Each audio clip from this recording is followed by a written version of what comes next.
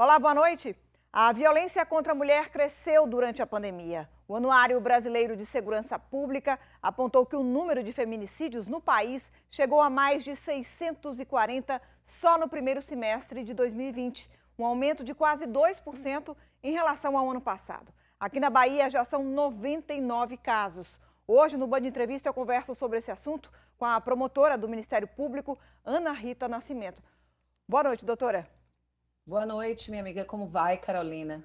Tudo É um jóia. prazer estar aqui, é um prazer falar sobre esse tema. Melhor, deixe eu me corrigir. Um prazer não é, mas é um tema que deve estar pautado, que deve ser falado muitas e muitas e muitas vezes. Sem Então, mais dúvida. uma vez, um grande abraço e o parabéns à Band por estar trazendo esse tema. Sem dúvida. Doutora, a gente está vendo aí um crescimento no número de casos de violência contra a mulher na pandemia, mas não é, na verdade, que a pandemia tenha criado esse cenário. Na verdade, ela agravou uma situação, uma vulnerabilidade que essas mulheres já vinham sofrendo, não é isso? Exatamente. Nós tivemos, o que já era esperado até por alguns especialistas, é que com a pandemia houvesse um aumento de fato na violência doméstica, porque a mulher vítima dessa violência e do número de feminicídios crescesse também, porque houve o quê? Todas estavam dentro de casa, todos estavam com os seus algozes em casa. Então, era de se esperar, e até mais, até por outros fatores externos que contribuíram para esse aumento da violência. Então, junto com todos aqueles fatores, normalmente que já tinham, somou-se o quê? O desemprego, a falta de dinheiro, estar-se preso em casa. Então, era um quadro que já se vislumbrava de que fosse acontecer. Agora, quando a gente fala em um aumento de 2%, parece até pouco, né? Mas é um aumento significativo, obviamente, mas também poderia ser muito maior, porque tem muitas mulheres que acabam não denunciando e isso também se agravou. Essa falta de incentivo ou até a dificuldade de denunciar também se agravou durante a pandemia, né?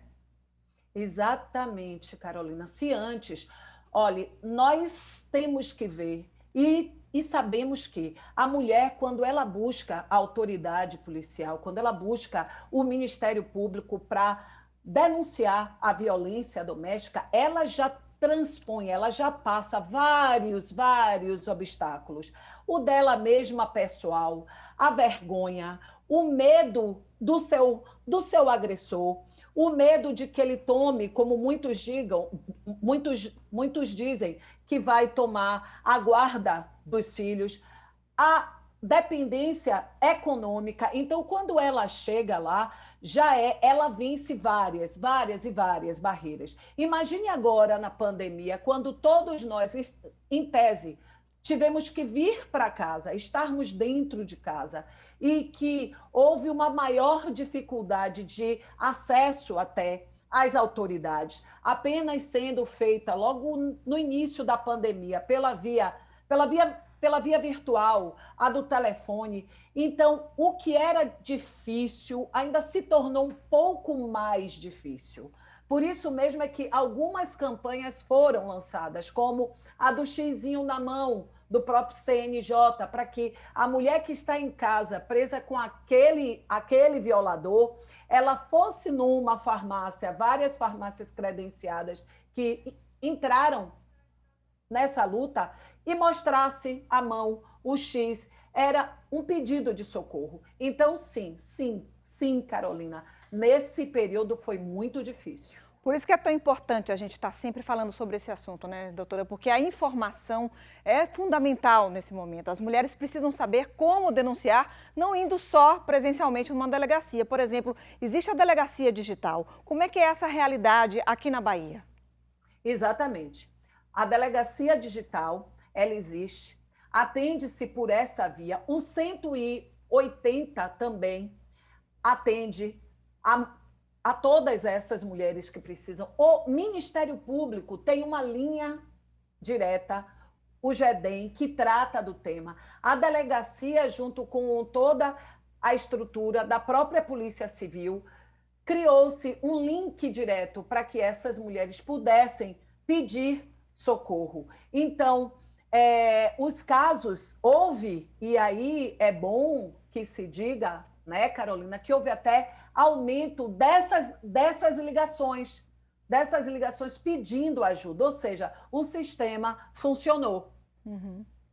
Agora, quando a gente fala do aumento do feminicídio, o feminicídio, na verdade, é a ponta mais drástica de todo um processo de violência, né? Para chegar até o feminicídio é o último recurso do agressor, né? Porque ele já vem num processo de violência psicológica, violência física, que muitas vezes se arrasta por muitos anos, não é isso? Exatamente. Nós costumamos dizer o quê? O feminicídio é a última ratio, é o último ato, geralmente, desse violador, desse abusador. É muito raro um feminicídio que ocorra abruptamente. Ocorre o que se chama de espiral da violência. Isso que você falou. Começa com a violência verbal, a psicológica, a patrimonial, para a violência física e, por último, o feminicídio. Por isso que é muito importante, Carolina, que a mulher entenda que ela precisa buscar ajuda no primeiro momento. Ela não deixe que aquela violência oral, verbal, o xingamento, passe disso. Ela não pode deixar que a violência psicológica se instale. Ela não pode deixar. Nesses primeiros sinais, é necessário que ela busque ajuda. Ela precisa buscar. Porque daí a que essa violência cresça, é muito rápido. É muito rápido. E é isso que precisa ser também batido, né? No ponto que precisa ser batido, porque às vezes a mulher acha que ela só pode ir até a delegacia ou procurar ajuda quando a violência passa a ser física. Mas a violência psicológica também é caso de polícia, a gente pode dizer assim, né? Não, mas a Lei Maria da Penha traz isso. A violência contra a mulher não é meramente a física. É a violência moral, a violência psicológica, a violência patrimonial e a violência física. Então, ela não precisa apenas parar ou esperar que venha a violência física para que ela diga, não, agora eu posso buscar ajuda de uma autoridade. Não, de forma alguma. A lei traz muito clara. Traz. A violência, ela pode ser moral, psicológica, física e patrimonial. Sem dúvida. Doutora, agora dentro desse contexto, a senhora como membro do Ministério Público, como é que tem sido o trabalho do Ministério Público dentro desse contexto da pandemia, dessa realidade crescente de violência contra a mulher? Olha, Carolina, eu tenho um orgulho muito grande em dizer que informar que nós, no Ministério Público do Estado da Bahia, nos organizamos para que a população fosse atendida. O GEDEM se organizou, que é o núcleo próprio de violência, né, doméstica. Nós, NUJ, eu, enquanto coordenadora do núcleo do júri do Ministério Público, providenciei logo aparelhos funcionais junto à Procuradoria para que cada servidora, 2 delas, tivessem esses números funcionais, desviando todas as ligações dos números fixos para esses números, para quê? Para que qualquer um do povo que ligasse atenderia, teve o atendimento devido. De julho a esse mês agora, novembro, o último mês, foram 190 atendimentos a público só do NUJ por essa via. Fora o meio virtual e o presencial também, porque há cerca de 2 meses estamos já com um atendimento, voltamos em número de 30%, respeitando todas as normas de saúde por conta dessa pandemia.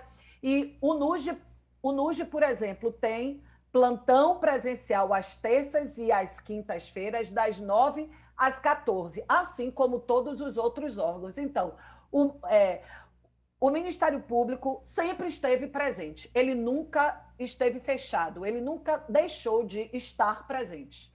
Tá certo, doutora. A gente vai dar uma pausa aqui na nossa conversa, nós vamos para um rápido intervalo e o Band Entrevista volta já.